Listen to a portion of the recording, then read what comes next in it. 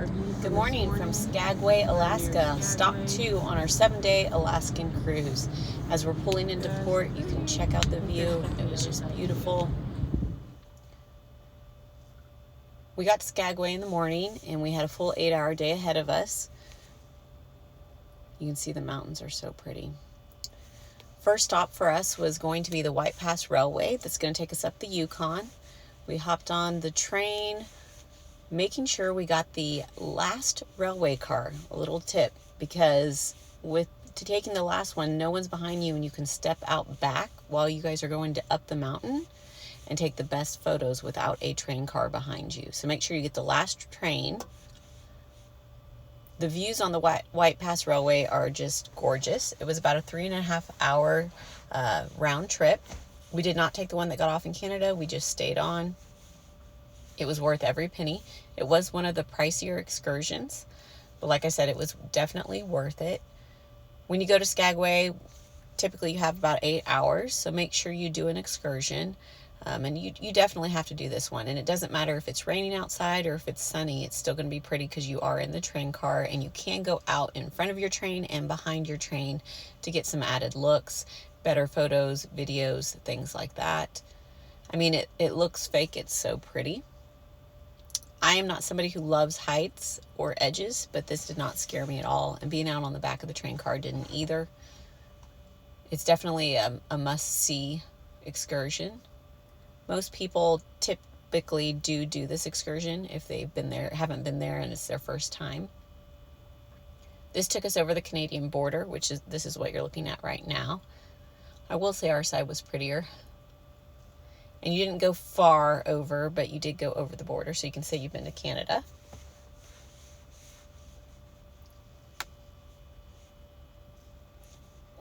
In Skagway, we only had this one excursion planned, so we were really kind of unsure of what we were going to do. After we got off the train, we did go eat some breakfast, or some lunch, sorry.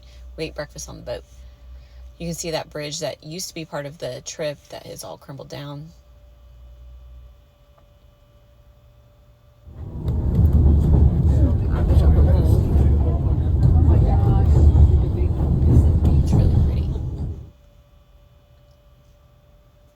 Now the weather was probably 60 degrees, so you could kind of go in and out, give everybody a chance to get off the back of the train car. And we are literally going down the tracks as we're taking those pictures.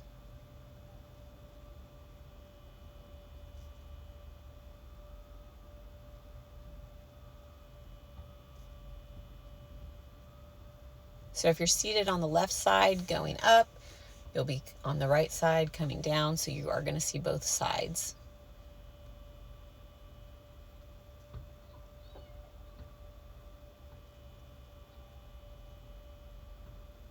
It was a really neat experience. I don't think I've ever been on a train like that before.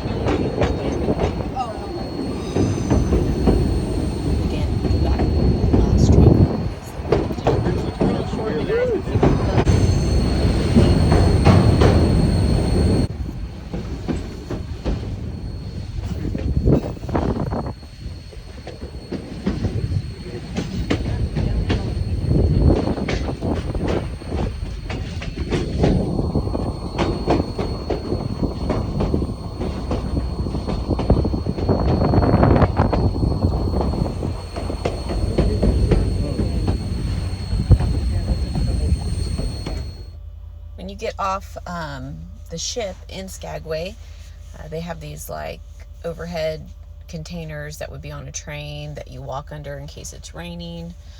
They do have shuttles. Those shuttles were free. They take you into town where we immediately got off the shuttle and got on to the train is right next to it. And then you can take, those shuttles also just kind of take you into town where you can walk in and do the little typical tourist shops, which we did do after we got off the train. Bought our souvenirs, that kind of thing. They had some local museums. You're going to learn all about the Youkon and the gold rush, and that's a gold rush town, right? They had the brothels and the saloons and all of those kinds of things. So there's lots of history in this town that you kind of learn about. The town is like one street with like some side roads, and it literally looks like it's a fake little town, but it's really neat. We ate at the Skagway Brewing Company. It was pretty good, typical prices for a tourist town. The wait was maybe 30 minutes, which of course they had a gift shop you could browse, and it's all really close together, so it's not hard to kill 30 minutes in Skagway, Alaska.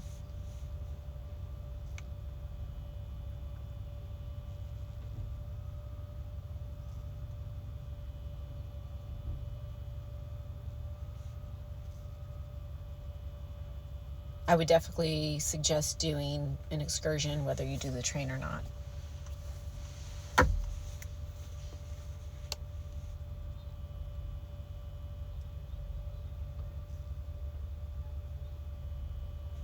Because there's not, 8 hours worth of activities that you can do in Skagway, or at least I didn't feel like there was. We walked a lot in Skagway.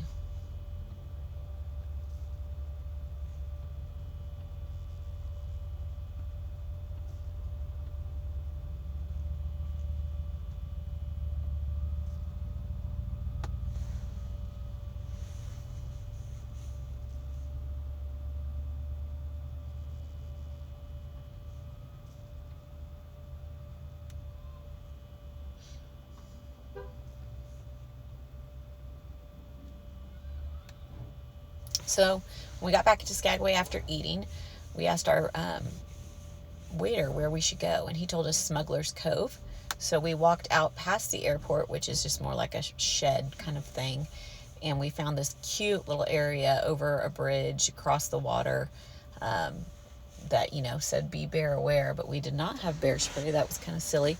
And I guess it's kind of their local hiking or walking trail. And they had this neat little area that you could walk around. It was gorgeous. There was about 5-6 other people around. Lots of photo opportunities, lots of cool rocks to climb on with just majestic looking views behind you. We spent a good amount of time over there. It was really neat. We had just ate a big lunch, so this was a good way to kind of work some of that off. Smuggler's Cove literally was like down in the ground where they, used to smuggle in whatever. And it really felt just like it was a park that was made that way. As you can see, like little rocks went down into it. It was really neat. All of that ground is very spongy, like something you would see off the show Alone. It's like almost like a trampoline. It's not like you're on solid ground, all of the forest ground. This was a self-guided hike, walk, whatever you want to call it. We just kind of walked around until we found it, like our waiter told us to. And I think this made the day in Skagway. I mean, the train was cool, don't get me wrong, but to just kind of walk out and venture on your own outside of the city or the little town and kind of find your own little stuff to do was really neat. The whole point of going on a trip is to see not just the tourist areas, but kind of what it's really all about.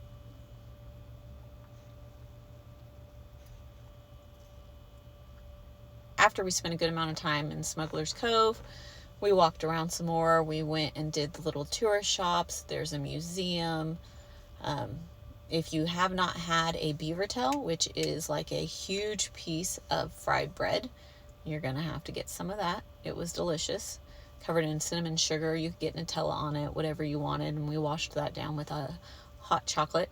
We again had a beautiful day in Skagway. It misted a little bit on and off, nothing that really needed a rain jacket.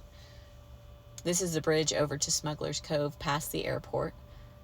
Chris took himself a little nap during the museum presentation on the Youkon. He was wore out.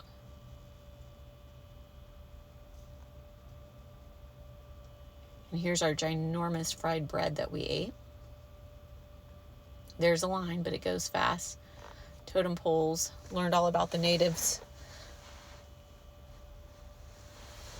Anyway, Skagway was really a great day, a great 8 hours. As you can see, the little town. The view was gorgeous, and we had a wonderful time. Thanks for watching. Don't forget to subscribe, like, and share. You all have a great day.